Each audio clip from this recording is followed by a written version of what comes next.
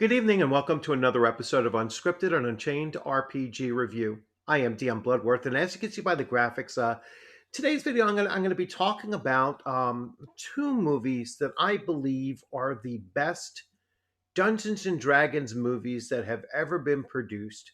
And when I call these two movies Dungeons and Dragons movies, I'm talking about that these are the best movies not associated with Hasbro or Wizards of the Coast or TSR, but they happen to be the best representation of the tabletop role playing game that many of us began playing in the late 70s and early 80s.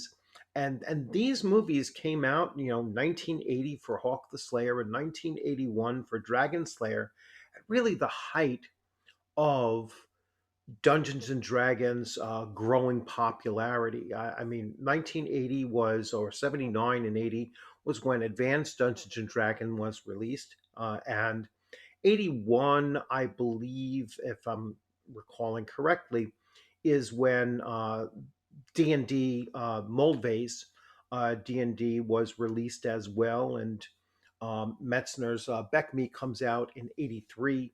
So these two movies came out at the height of Dungeons and Dragons expansion into the into the American market primarily, and I mean, just an explosion of interest in sword and sorcery movies at the time, and there are dozens and dozens throughout the 80s that are sword and sorcery movies, including Conan the Barbarian in 1982, which is by far my favorite movie of all time, across all genres and everything. That is my number one.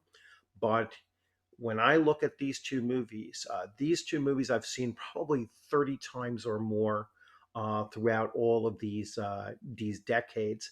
And I literally just watched Hawk the Slayer a couple hours ago, and I will watch Dragon Slayer very soon.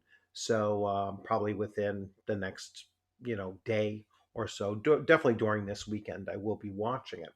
So let me talk about some ways that you can get these and some things to look out for, and then a comparison of what you can find on Amazon Prime Video right now. So I do have the two discs, right? So Hawk the Slayer is extremely hard to find a Zone One or Region One video, and this is actually a Region Two, but I do have a player that can play it. Um, so, but I'm still going to get this on Amazon Prime Video for a reason. I'll explain that as well. But this will be nice to just put on the shelf, and it'll be there as part of a collection anyway. But like I said, I do have at least one Blu-ray player that is a non-region Blu-ray player, so I can watch it there. But I am going to pick this up on Prime Video as well, so I can see it on all of my devices. And then Dragon Slayer, just got this from Amazon, and this was like $6, so you really can't go wrong. It was like five and change or something. So $6, and you can get this one, and this is Region One, so you can see it in the United States on any DVD or Blu-ray player that's slotted for this location. So let's talk about the Amazon Prime. So, and what's prompting this is, Honor Among Thieves is into its sixth weekend now, and it's not doing very well, obviously, and that's why I wanted to present some alternatives in case you haven't seen Honor Among Thieves, or you weren't that satisfied with the movie, but you're still looking for something that is available, and I think a better representation of Dungeons and Dragons, even without the label of Dungeons and Dragons. So let's go to my little presentation here. So here we have Honor Among Thieves, and it is, as you can see on Prime Video right now. You can rent it for $17.74. You can buy the movie for $22.74, and then you have more purchasing options. Uh, this is not, this is not good. All right, and the reason being is that the rent price is still more than what you would pay in the movie theater. And if people aren't going to, see this in the movie theater for $10 or possibly $15 a movie, what would make them think that this is going to go for $17.74 renting it? Buying the movie for $22.74 is just a streaming movie for $22.74. That's the price that you would normally pay for a Blu-ray or possibly a DVD, like a special edition kind of packaging and everything. So still very expensive. And in comparison, I'm going to show you these other two movies.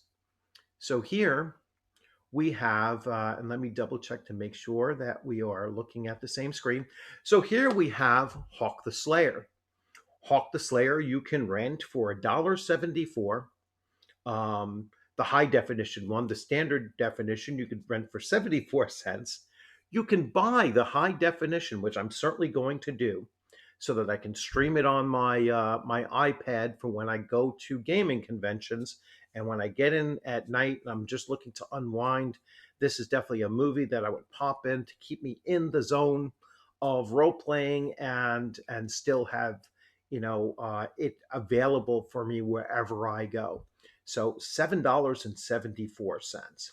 All right. Or I could buy the movie in standard edition for $5.74. And then finally, we have Dragonslayer. So Dragonslayer, you can rent it for $1.74 in high definition. You can buy the movie in high definition for $12.74. So I just want you to look at this combination here. Let's look at buying both movies.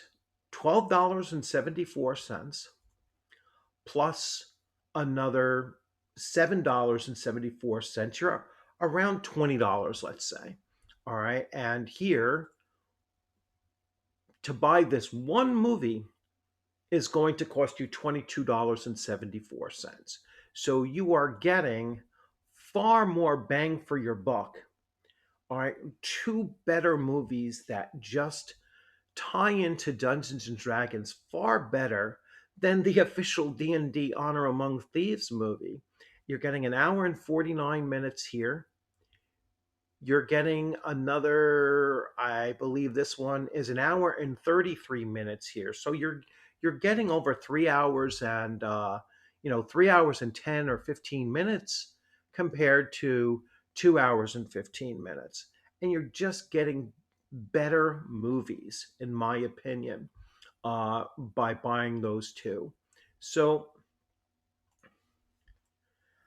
not to slam too much on Honor Among Thieves, but we can all see that there were just better movies out there that tie in better for our hobby. For if you're a Dungeons and Dragons fan, you love the game, you love the game system.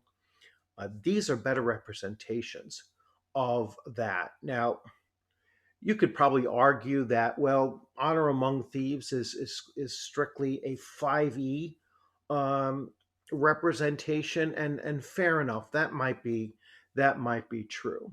But if you want old school Dungeons and Dragons, then these two